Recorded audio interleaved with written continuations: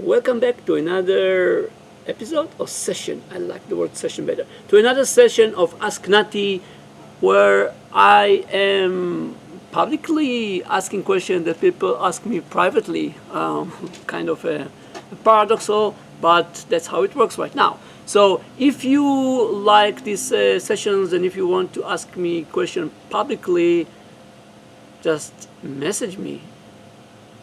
In each and every social media, I'm listening to all of them, and I'll reply back here publicly.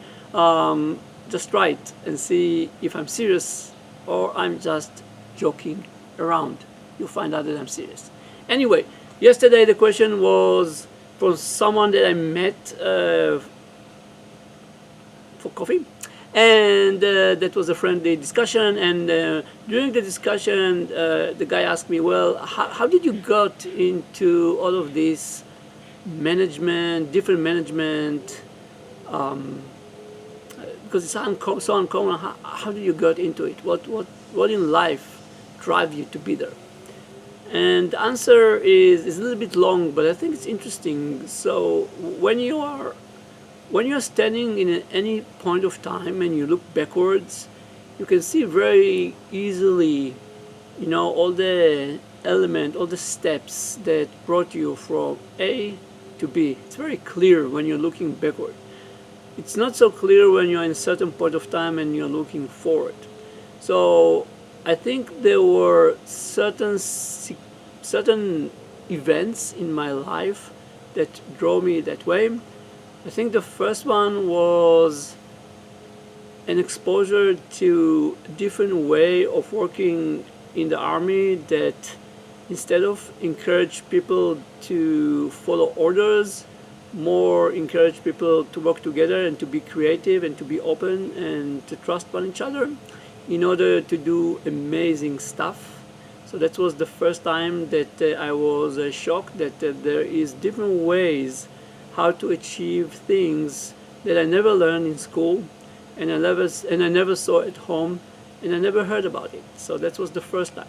Then the second phase of this journey was when I I consult one of the major counterterrorism organization, and they were dealing with suicide bombers. And again, there I saw a unique way how to do the same work, and their uniqueness were more by breaking silos into hybrid groups, and by giving the hybrid groups a lot of autonomy to do whatever they believe they need to in order to reach their goal, which is not just uncommon. It's actually the opposite of what you think about army and any kind of not militarily, but defense, whether it's homeland defense or any other defense forces.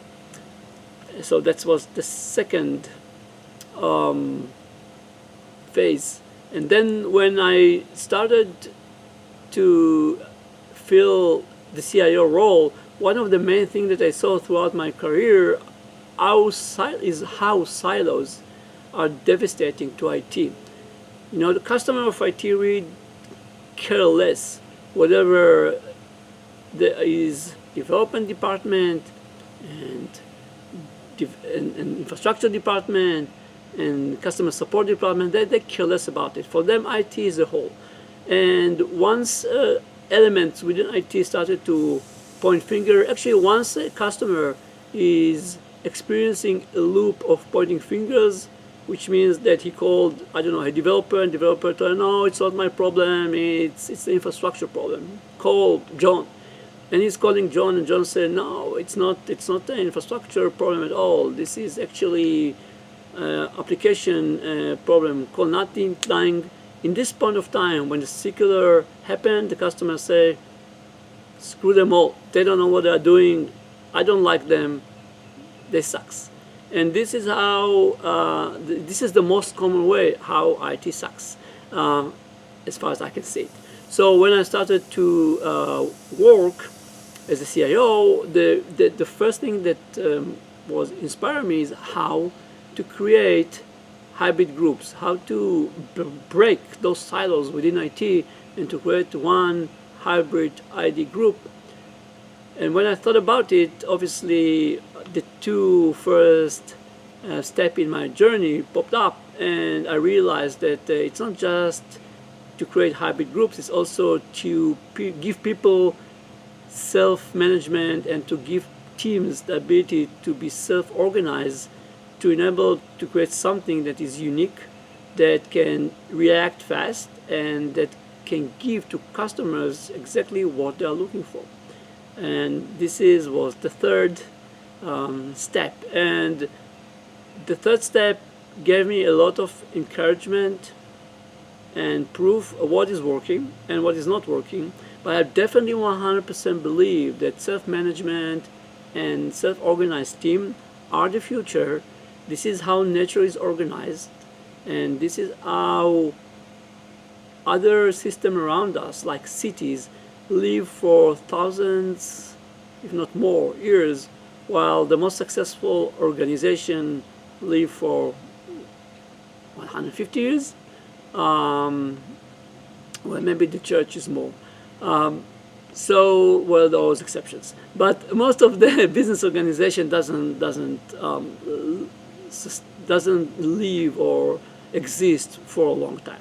So anyway, this is the story. This is how through stepping stones in my work life, I became more and more convinced that different ways of management are needed, and we need to use them in order to make our organization better, to survive as a group, as an organization, and to make the working place much more better place to the people who actually creating it.